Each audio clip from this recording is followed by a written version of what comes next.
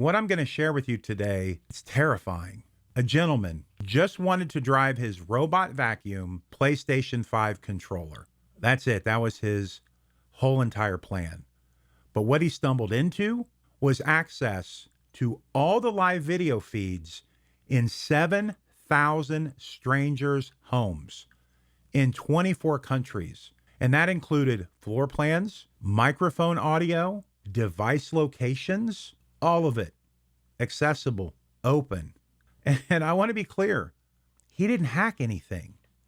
He used his own security token. And the company, and we're going to talk about it, DJI, they just handed him everyone else's data. And this story is important for a few different reasons. First off, it's not a story about getting hacked or hacking. This is a story, one, about a company that moved way too quickly with new technology to get it to market without having it properly secured and in place.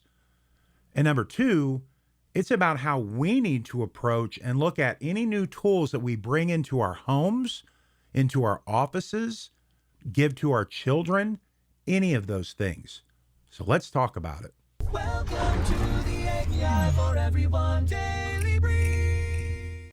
Well, let's dig a little bit deeper into exactly what happened so you can fully understand the situation that we find ourselves in. A gentleman named Sammy Asdufal. He is an AI strategist for a vacation rental company. He, early February 2026, he went out and bought a Robo vacuum. You might be familiar with those. We had a Roomba, I don't know, over a decade ago, something like that, when they first came out. I remember, they were cool. They would vacuum your carpet. They weren't super sophisticated. They had some sensors on them, memorized patterns, things like that. But they didn't have AI or GPS or all of the technology that we have now today. So he went out and bought one, a new one called the DJI RoMo. Now, this is by a company called DJI. If you're not familiar with them, they are a well-respected Chinese company. I myself have their drone. They're really famous for their drones. Their action cameras, I have a DJI Action 4 right here. Their wireless microphone systems, you'll see a lot of people, independent filmmakers, documentary filmmakers, YouTubers, they all use these DJI microphones. So very well respected. They are in some trouble with the U.S. government. The government, as of December 23rd, 2025, the FCC, they have banned the sale of any DJI unreleased new drones in the United States of America. They are talking about national security issues with this and where the data is going as these drones are flying around everywhere. And think about that. I get it. They're flying around. There's all that data coming in. If it's going to cloud servers and things like that, it's Google Maps, but now kind of micro, and it's just going to, I don't know, it's China an adversary, but we're definitely in competition. Whatever you want to call that, there's tension there. Well, why does a vacuum cleaner matter? Well, think about it. It's doing the exact same thing as that drone and sending that back to the cloud, but this time it's inside your house instead of outside your house. And I don't even think about this sometimes. Those vacuums, they have the full layout of your home. They have microphones in them. They have cameras in them. They have all this data inside your personal property. Do you want that? We all have Ring doorbells now and cameras in our homes, and we don't really think about where this video is being stored. That's why this story is so important, because Sammy, he wanted to connect this to his PS5 controller. Now, to do that, he needed to understand how the RoMo, the vacuum, communicated with the DJI cloud, where it stored all of this information. This is where it gets interesting. He used Claude Code. We're all using Claude Code now. We're all using Claude, or maybe you're using ChatGPT or some of the other ones, but the way that you can code today with no experience is mind-boggling. So he used Claude Code, an AI assistant, to reverse engineer that protocol. And he built a custom app. Again, we can build custom web apps, custom mobile apps. There's so many different things now we can do without any coding experience. Your kids could do this, okay? When he's connected his custom vibe-coded app to DJI's back end, it didn't just see his vacuum, it saw 7,000 of them. 7,000 of them. And this technical failure is a complete embarrassment. Now, you don't have to be super tech savvy to understand what I'm going to share with you here. I'm not that tech savvy. But why I want you to understand exactly what happened is because many of us get a false sense of security, including me, when I hear the word encryption. Hey, this is encrypted. I have encryption. I'm protected. Not necessarily. So case in point here, I want you to look at this pen. Think of it as a pipe. Here's your vacuum cleaner. Here's your pipe, your communication channel, information channel, and then here is DJI's cloud server.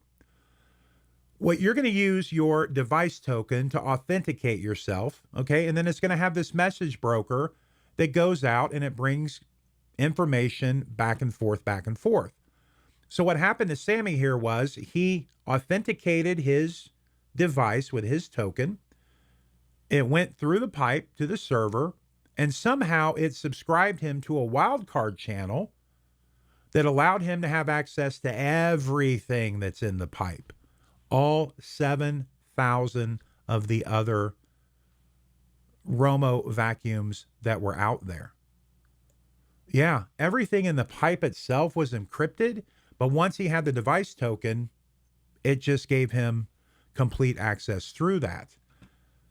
All of it was visible. So that's something that you need to understand, and why we have to be a little bit more vigilant with the tools that we're using. And if you're a company making a tool like this, look, DJI is not stupid.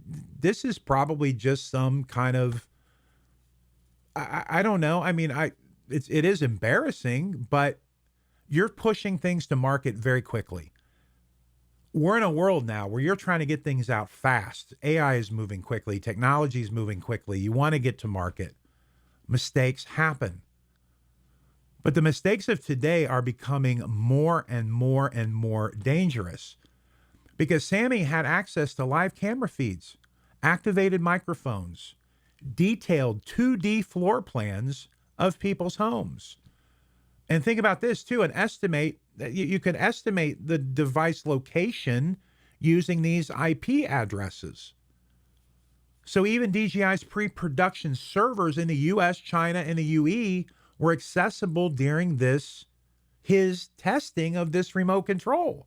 Now, some good news is they did release 2 patches, one on February 8th, one on February 10th, and they stated that the issue was resolved and there was no more user action required here. But there's a problem because Sammy Asdufal, he was working with the media, The Verge, a website called The Verge, and as all this was being said and DJI's official statement came out, he couldn't show that the issue was resolved. He could not demonstrate otherwise. He still had full access to these 7,000 vacuums, and this was 30 minutes after DJI put out that statement. So again, you push a product to market very quickly, you have a PR nightmare going on, and then you push out patches and make a statement before the patch is fully verified. So that's 2 big mistakes that DJI made here. And this was something they could have they didn't have to be in this position. Why it matters.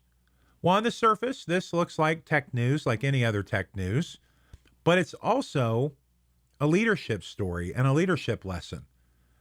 Because DJI is one of the most sophisticated hardware companies in the world.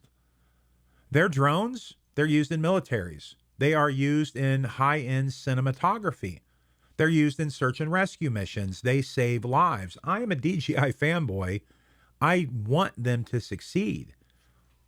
They know how to engineer very complex systems here. But in the case of this vacuum, I mean, they literally shipped a $2,000, yeah, I said that, $2,000 consumer device with one very simple flaw, but a catastrophic simple flaw. And if it can happen to them, it can absolutely happen to you and your company. And this is what happens when a very capable team enters an unfamiliar product category and they underestimate the security that's involved with that. I wouldn't think twice of before putting a vacuum in my home. Automated, like, we don't think about it. It's just kind of this cool thing that helps us out and makes our life a little bit easier. You don't think about the intimacy of all the information that something like a smart vacuum cleaner collects. We don't realize how much this collects that's on us 24/7. Okay, we've got to start thinking a little bit more about that. And in this case, it could not come at a worse time for DJI because they're in this FCC battle of having their drones banned from coming here because they're worried about this information going and not being secure. And here we go with their vacuum cleaner. Yeah, it's not, it's a terrible nightmare. And if this again could happen to them at a time that is so crucial for them, it can absolutely happen to any of us. And as AI moves faster and faster, we're going to be under more and more pressure to move faster and faster with it. But we can't forget those foundational basics that are most important. Where's the data coming from? How are we using the data? How are we protecting the data? Because at the end of the day, that is going to protect the most important asset, and that's the customer. Now let's jump into lessons for leaders. I've got 3 of them for you. Number 1, encryption is not security. Permission design is security. It shows it right here in the case of DJI because all these communications were encrypted end to end. So the flaw was not in the fact that it was encrypted. The flaw was in who got access once they were connected. So when you're working with these vendors or these people trying to sell you AI tools, when you're evaluating whatever that is, you need to ask deeper questions than just, is my data encrypted? You need to ask things like, who has access after authentication?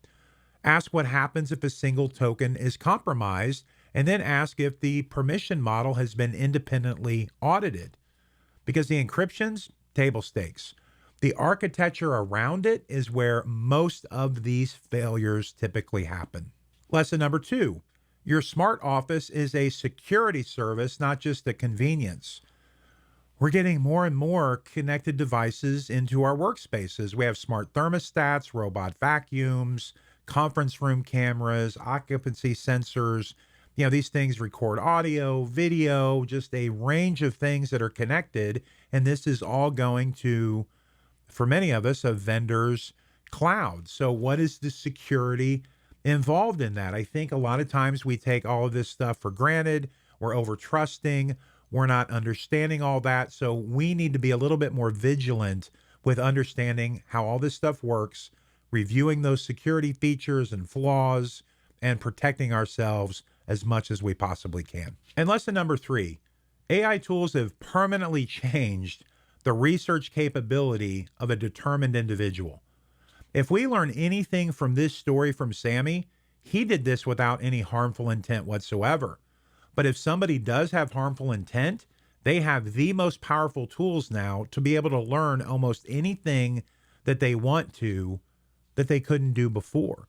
So we need to become more vigilant, more aware, and make sure that we are keeping up with the understanding of how quickly this tech is moving, where it's going, and the tools that we're using. Oh, and one more thing. Come here. This is just a quick question. I want you, and you do not have to leave a comment on this, but count the number of devices in your home and in your office that are connected to a third-party external data source. I think you will be shocked. And our time together has come to an end. If you found value today, please hit that subscribe button. That's how you can support the channel. My name is Harrison Painter. This has been the AI for Everyone Daily Brief. And until next time, keep creating, keep innovating, and most importantly, keep up. God bless.